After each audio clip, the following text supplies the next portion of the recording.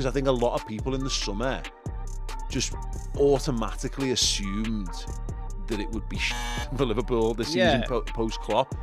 Yeah, but the league was more competitive then.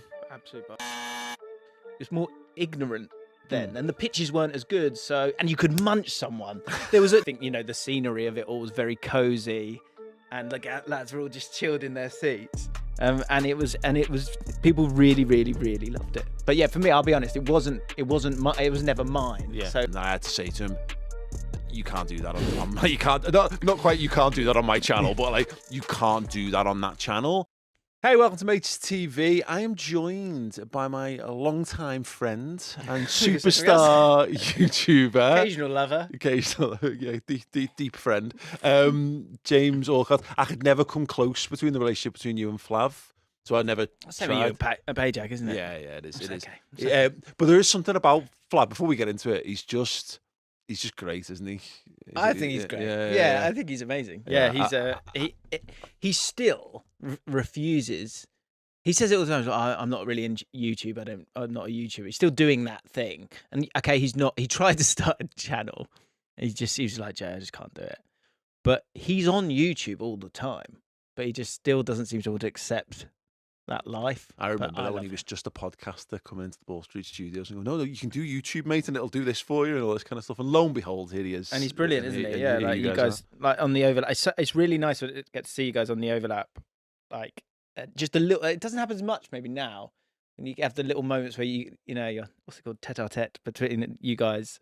It's nice because you could see the comfort there. Like I think with a lot of us, obviously we're from that same, I always call it that, like 2015 staple, where different companies, but like you then over the years, like we've just done 2 podcasts, and it's really nice for me because on the way I'm like, I just know it's gonna be really easy, and it's nice, isn't it? Absolutely. And Flav's the same thing with Flav as well. He's wonderful. I've loved watching your blossoming friendship over the years. Right, we are gonna talk Liverpool.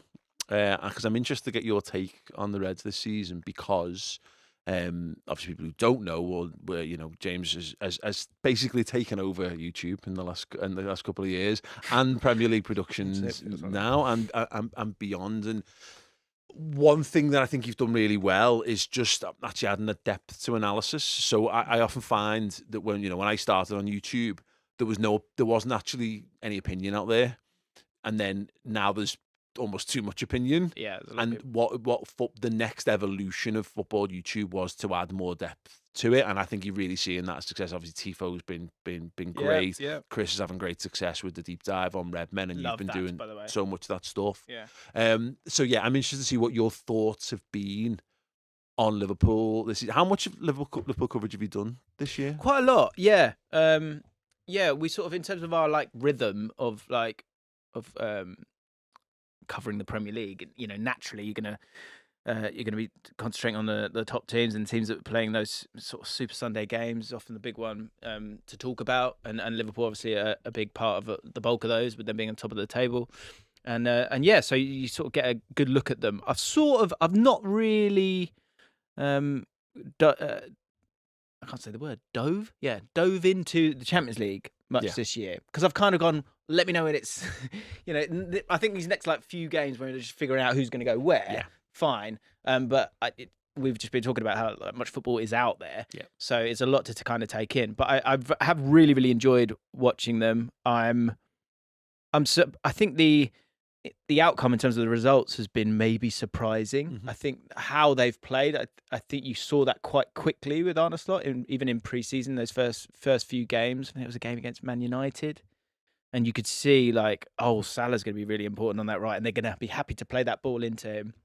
And then as it's progressed, I think it's easy to be really calm and cool and look like you're making the right decisions when you don't lose games. What was it, 1 game he lost in the calendar year? So outrageous like that. But I think he's got them working together really well. I think the tempo changes that you can see from them is really impressive as well. I think it's a really good squad that he's inherited in terms of different profiles that can give you different things. That's something I definitely focused on last year with Klopp, was that you could change it and actually change it. Yeah. And sometimes that can be a problem because you actually want to play the same system, but you don't have the players to slot into it. No pun intended. But we do that a lot. Right. But yeah, Klopp was able to do that because you could take off. Harvey Elliott's not like Jota, and Jota's not like Nunez, but I feel like Arne Slot has actually kind of found a way of generally playing the same system overall, maybe a few tweaks here and there in terms of that box, and been able to kind of, just get the outcome they want. I think there's actually been a few games. I'd say like the Chelsea game. Was it the first 20 minutes? I thought they were better than you. Yes. And it was like, and Gravenberch was trying to get on the ball and get out of it, and he couldn't. And then there was a moment we'll go long for a bit then. Yeah. And so he went long a lot, and then it changed the game. That was the first game where Gravenberch didn't have everything his own way. Yeah. And it was an interesting one. It was also the game where Curtis Jones probably had the best game that he'd had of the season in that one. Yeah, and you're right. Yeah. So other people kind of coming to the forefront. Just circling back to the start of the season, because I think what's really interesting at the moment, I think there's still a lot of people in kind of disbelief for Liverpool are where they are. And some of it is us as Liverpool fans not really being able to fathom how we're here without all of the noise and exertion. But there's a lot of like Arsenal fans who I think some of them are half trying to convince themselves that this is all going to come falling down. Right. Because I think a lot of people in the summer just automatically assumed that it would be shit for Liverpool this season post Klopp. Where were you at in terms of your predictions for how you thought it was going to go? Do you remember? I think I had Man City winning it. And then I think it was I'm in an hour in between Arsenal and Liverpool. I think if you put this on YouTube, someone will absolutely let you know. I can't remember which way I went. I might have gone with Arsenal. Maybe they look like structurally very sound. Like the year before, for me, I always thought. I think sometimes you got to be. I think people forget about the games against that aren't the Super Sunday games, where you've got to go and beat them. And to beat them, you've got to overpower them sometimes. And I've always felt like Liverpool's squad has had more of those assets to go and solve that, to give you some answers. So I thought they'd do all right. I think they were definitely top 3 for me. Yeah. I think it would have been understandable that there might be some kind of drop-off. I think this year is weird. I think you play every different kind of team in the Premier League. Like Bournemouth, and also that sort of the Forest Forest are different to Bournemouth, but like say Bournemouth and Fulham, let's say, they'll have a go at you. Brighton will have a go at you. Yeah. So it's I think it's never been a stronger Premier League, but often. Sorry, just to jump in, can I ask a question on this, because this is something that's been rattling around my head. So over Christmas, I've got an uncle, supports Man United. I talk about him quite a lot. He's not an uncle by blood, just to clarify that for everyone. I'd say that a lot as well. My auntie married him. Yeah. I love him. He's great. But he's a Man United fan, and he basically he goes, well, it's only been one Premier League title, it's only one league title, only one European Cup. And I go, yeah, but 97 points, and breaking 90 points on 3 different occasions is basically more than Man United ever won the league with. And he says, and it's a stock Manchester United response, yeah, but the league was more competitive then. Absolute bollocks. I think that's absolute. I think I would say in the last 3 years, certainly the last 2 years, I think it's the best it's ever been, because you've really got. There was a period, and might have been in that period maybe, where it just felt like there was, because people this year they might go, it's a bad year this year because Arsenal aren't challenging and Man City aren't challenged. I do not understand that thinking. It's the absolute opposite for me. It's the opposite because teams aren't Brighton, Bournemouth, Fulham. They're not curling up into a ball. They've got like proper weapons that they and smart managers and players that will like pick up the ball from anywhere. It's so competitive this year. So to be able to beat everyone is hard, and I think it's great that I don't think you want the points to be at 90. I think you want it to be lower. That's a good thing, because I think for a long time everyone's just been and actually I think that's made it probably harder for Liverpool in a sense, is the fact that teams against Man City would beat them before they even stepped out. Like Glenn Murray sat in that seat a couple of weeks ago and he said, yeah, you go to that game and you look across and you go, fuck off. This is impossible. Yeah, I really wish that wasn't the case, given that I think they were one of the teams that very briefly handed Liverpool the league title for about 5 minutes. Might even been Glenn Murray who got the goal. Yeah.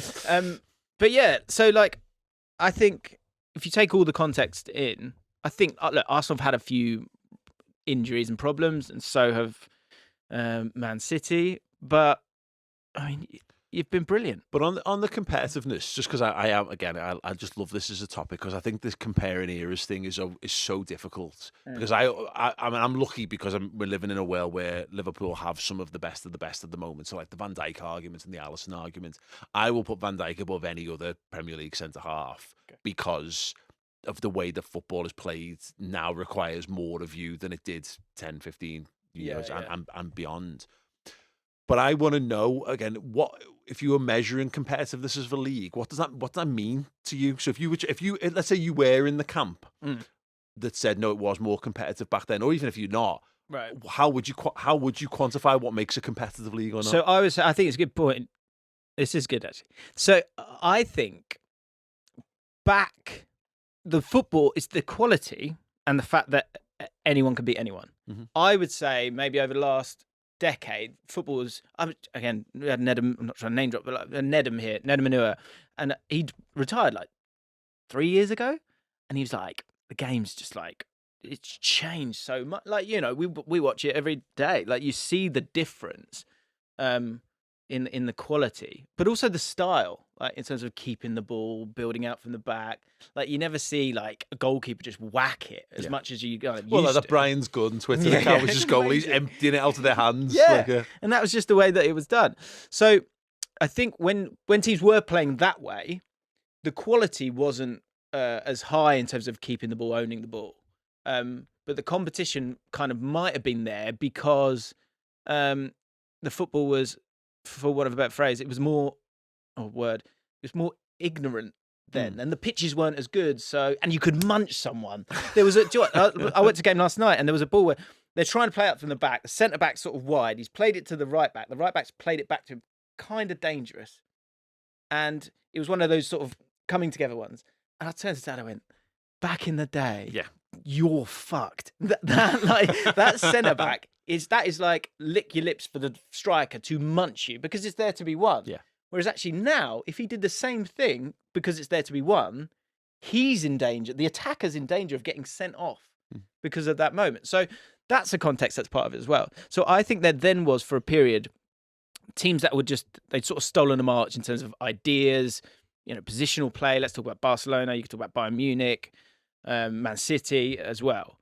And the other guys didn't know what to do. But now, and especially in the Premier League, where there are so many footballers in the world, and as people say, the Premier League is a bit of a super league now. Bournemouth have got a first 11, or Fulham, or any of these teams, that at least one of those players, probably four, would go into the Man United team and improve them. That is a weird sentence to say, and that for me highlights. I agree on that one, because I think there's definitely, I think there was more. Jack Grealish is a good example of this. Of like, Jack Grealish is the archetypal late 90s, 2000s Premier League footballer who would, moments of magic would have lit up the game, and you'd have great nostalgia for him. In the modern game, he plays for the ultra dominant Man City, doesn't score goals and doesn't get assists and does nothing basically anymore. So, and also nostalgia plays a huge role in how we think back to those kind of moments. But again, the Man United argument is that Man United got less points because the league was it was harder to win points in the league. But equally, Man City are all conquering, so it's harder to win the league at the same time, right? Because you've got to break 90 points to even have a sniff of being able to win it. I think it's a good. The points thing with Man United is it's a sort of. Yeah, it's a control thing. There's kind of like more, there's less control. There was generally less control in the game then for both teams. And just people thought about it differently. So then the team with the better players would generally, find a way to kind of get down. There was no other squad. But that doesn't explain why... The point, you know what I mean? If there were a handful of teams that had all the better players, why they didn't run away with it more. This is mad because you still got the fodder. Because, like you still had Derby Counties and you still had Swindons and Ipswiches and those kind of teams in the 90s and 2000s. So I think it might have been, like, if we're talking about the gaps, right? So there's a great thing, I think it's on a website called Soccer Stats, and it shows the gaps.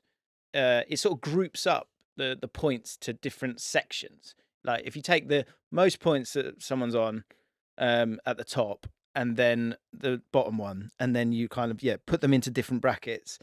What I kept seeing for a bit was that like there really was those top guys, and then there was this massive drop off. Like look at the points of the whole league. That's a good thing to do. Yeah. When they're all squashed together, for me is a better sign that it is competitive. Yeah, I agree. So I think maybe the 90-point seasons, you might be on the back end of the competition being like that, where you've got, but the problem you had is, although it's like that, the top two, you weren't on your own up there. Yeah. Whereas now, like if you look, that's why Forest are in there, Newcastle are in there. Like there's so many players that the top teams would love to have now. Whereas I think back in the day, like back in like the 90s or something, you probably had Arsenal and Man United's teams. Very few other players were getting into their starting 11s. Yeah. Whereas I think it's far more up for grabs now. Definitely. And also it's the thing that's definitely true now. There's just more rich clubs. And they're smart as well. Yeah. And they go to they'll go to different, like Brighton, they'll go to South America and pick up a couple of like Ecuadorians on 300k and they cost 100 million. This is not United buying Bebe because they went, I saw this clip on him. Yeah. Oh God. Yeah. Is it Ali Dyer?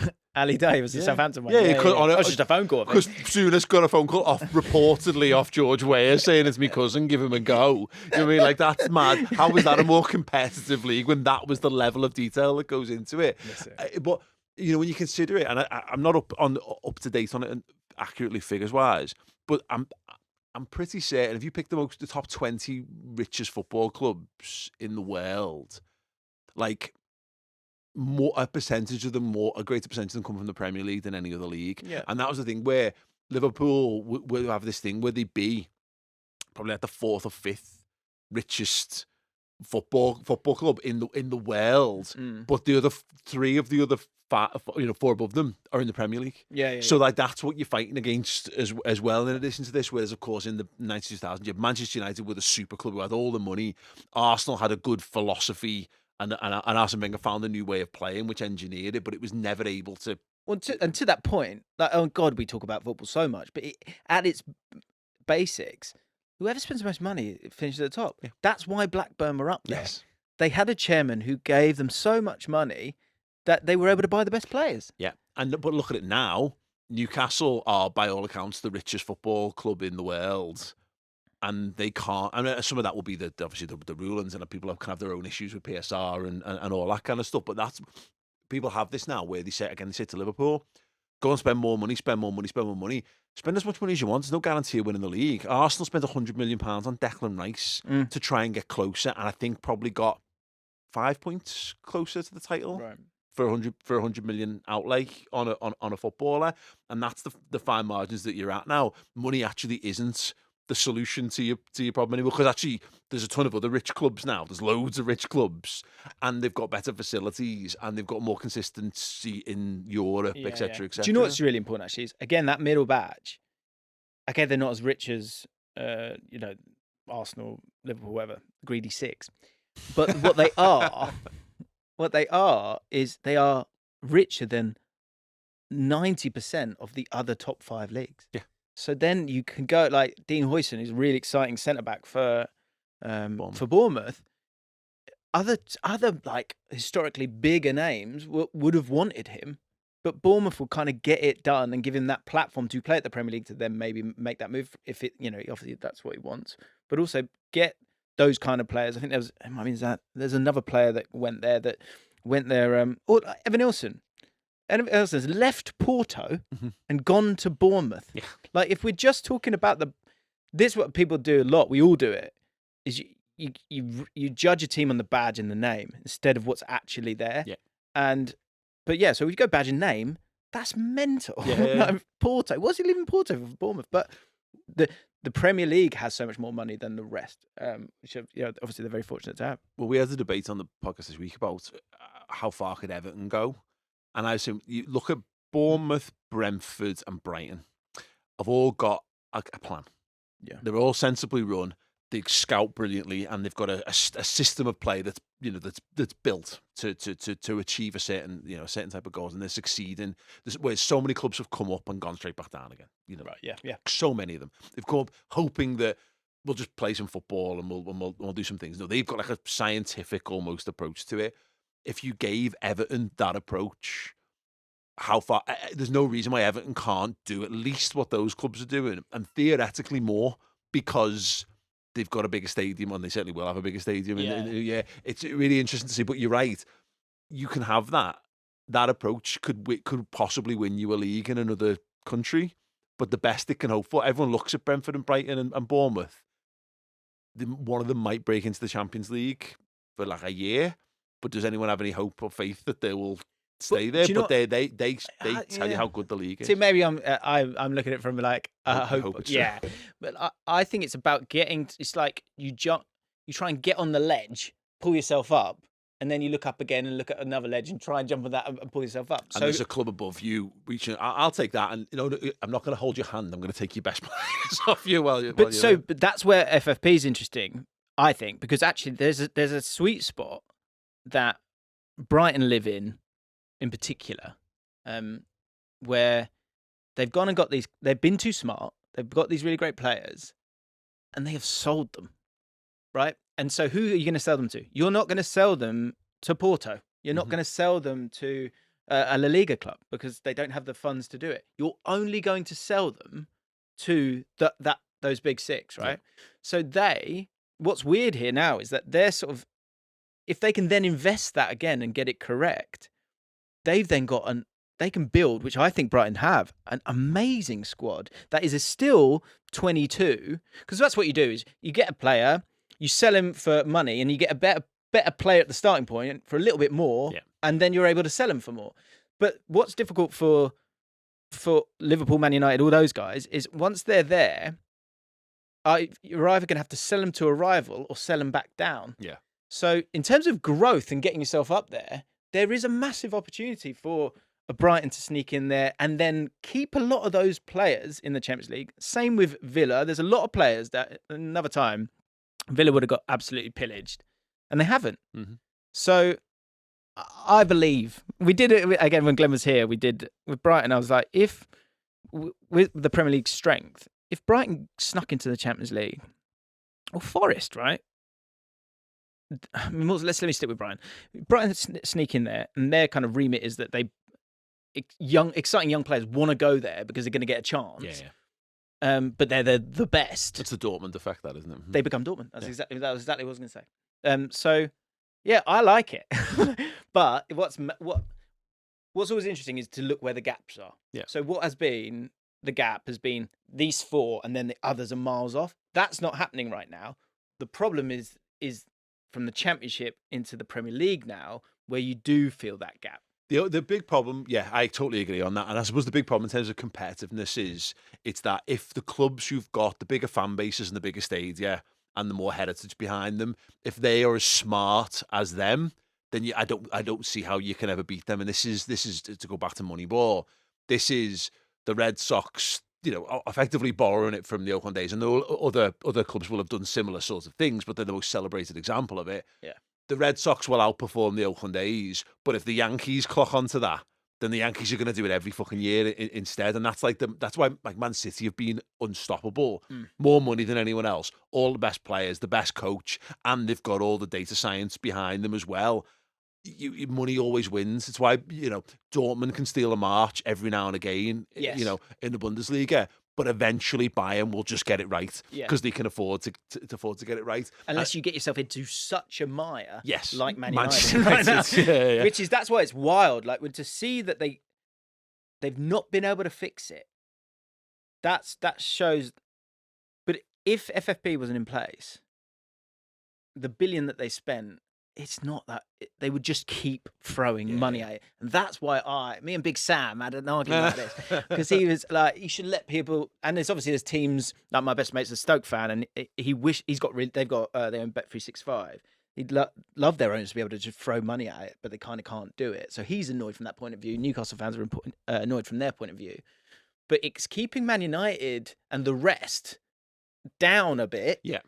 By not letting them just solve it with money. Yeah, 100%. So, just you got your initial reaction to it.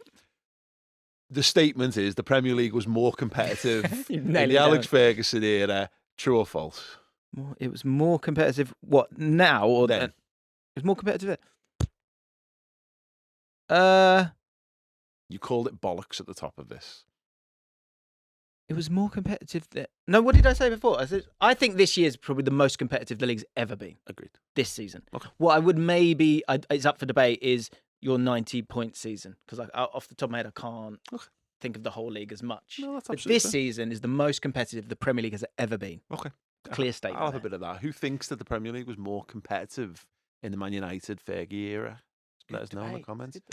While you're here, yes, mate. It would be remiss of me not to ask you about some of our time working together. The one that was dealt with by HR. and you promised you wouldn't speak of it again. I'm going to say a show name, and I want your reaction to it, your thoughts about it, and then we'll pull it apart from there. The show was Social Club. Right. What is your memory of Social Club? I remember being a long day, because we'd have to make our way up to you guys. I'll be honest, I maybe didn't have this, or we didn't have the relationship, or certainly didn't have the status I maybe have now, because we are actual proper mates. Whereas back then it was like, come in and it was like, heads intimidating. You were actually you've always been a very generous host. Actually, you were good. You do this thing which I always wish I could do and I always forget to. You'll say someone's name before you ask the question, and it's always like, okay, it's me then, right? And so you've made it very clear who it's going to, which I always thought was very good. But Ped in that environment was at the time was very intimidating, I thought. And it was kind of up for grabs. Like it was the kickoff before the kickoff, obviously in a very different setting. But in terms of that, like, right, you've got to get your word in, and I'm not very good at that, so I wasn't the best at that. I'll be honest. But it seems so. When I came in, that was the only show, literally the only show. And if you think of the names on it, yes, it was you, Ped. The four was you, Ped, Robbie, and would it be Baz or Chris or one of us, right? Me or Flav would come up. I don't know, man. Like it for me, I'll be honest, it was yours. Yeah. It had nothing to do with me, really. But it was definitely something that, in this age now, people are like, you'll spend so much time. Like, and I had it with FM back in the day, a few years ago, or people on Twitch streams now, where you just spend time with them and it feels nice and right. I think for the people that love Social Club, that felt absolutely right, and I think the scenery of it all was very cozy, and like lads were all just chilled in their seats, and it was people really really really loved it. But yeah, for me, I'll be honest, it was never mine. Yeah. So it was sort of, I was almost trying to stay out the way or help. And sorry, last thing, I was the QPR fan. It was like that time now. See what turned around for me, which was bizarre in my career, was that they wanted to hear from me because I'm not a fan of the club. Whereas that is not what it was like for the first 5 years of my career. I said this to Ben Kelly, who worked with us, who's gone on to do some really good stuff. But he was a Liverpool fan, but he was a Liverpool fan from Wigan. And I remember him saying he had a bit thing where he tried to do a rallying call ahead of like either the Euros England, or the World Cup. And he got absolutely panned. And I had to say to him, you can't do that on you can't, not quite, you can't do that on my channel, but like, you can't do that on that channel. And I get what you're saying, that it sounds great and in your bubble, not hey, time to put our club allegiances down and go for it. the reality is that no one wants to hear that, and certainly no Liverpool fan, particularly from Liverpool, wants to hear someone not from Liverpool tell people from Liverpool how they should treat England as a thing. Yeah. But what I said to him is, but don't worry, that's going to annoy you now, but actually you're going to have more opportunities later in your career when you're not pigeonholed by a thing. And actually, in some regards, as much as, that particular social club thing, so many people's careers went off in so many mad directions after it. So almost everyone who was at regular on that show has gone on to more. But actually, it worked out well for you because that almost neutrality has probably helped you have a broader career as well, because you're not so wedded to a tribal football team. Yeah, it's like, if it's like me going, talk to me, Paul, about Everton's like malaise right now, like how they're struggling. An Everton fan will naturally go, fuck off. I totally get it. I think it was just, you have different eras of YouTube. And I think I've been consistent throughout. The way I talk about football then is exactly the same way I talk about it now. And we all have different lenses. And I'm fully aware that like Mike, and actually it's been nice. Like QPR is my like little safe thing that no one asked me about. And I've always been able to go it. And so I don't, I would imagine, I'm guessing I'm speaking for you, is if you've got to talk about Liverpool all the time, you're going to get to a point where you're like, okay, actually, I don't really want to talk about Liverpool today. Whereas QPR, I never have to get asked about it. So it's always a sort of safe space that I can go to. It's also not something that people can sort of interject into your life with. I stop at like service stations on the M6 and people go, "Oh, Slippy G," and I'm like, "Sorry, who the fuck are you? Really? Why? Like, what are we? We're in KFC, horrible. Mate. What are you doing?" But yeah, I don't think I'd have been able to survive. Oh, Les Ferdinand, eh? Whoa, he didn't stick around at you, did he? Yeah, exactly. Exactly. You get that. You kind of get that all the time. And I think, like, say like when Flav gets tweets because Tottenham have lost. That's so weird, isn't it?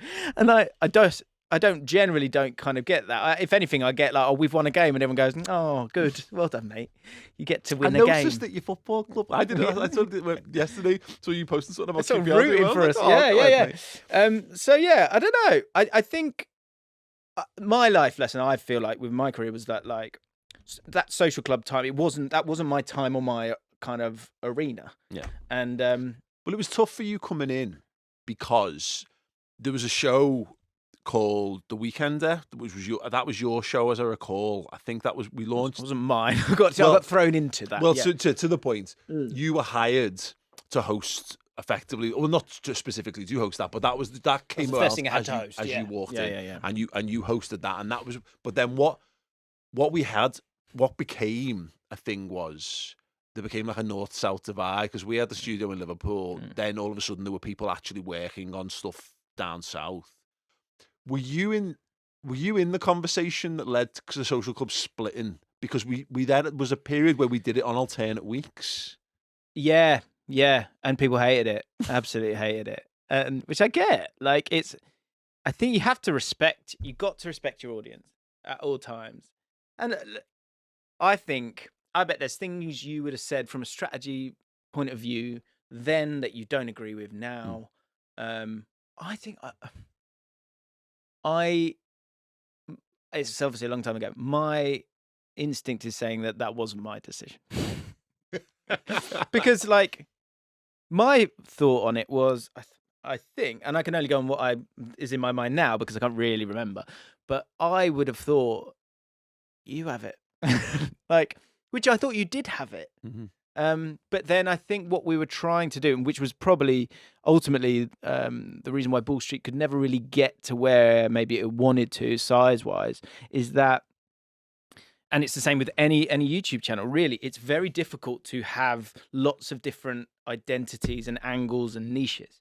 Like, whenever you look at a video going, oh, how do you get going on YouTube? Find your niche is the thing.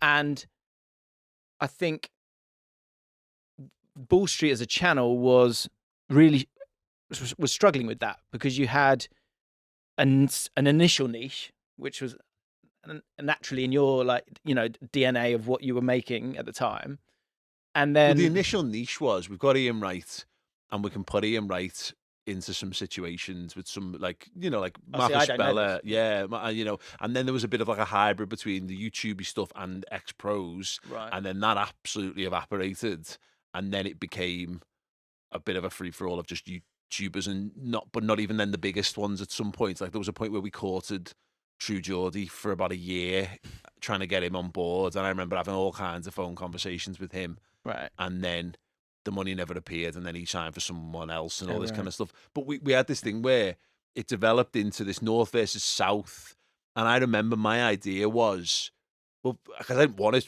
It was definitely something that was handed down. Like, well, we're going to take this, and so you guys had more to do. I think.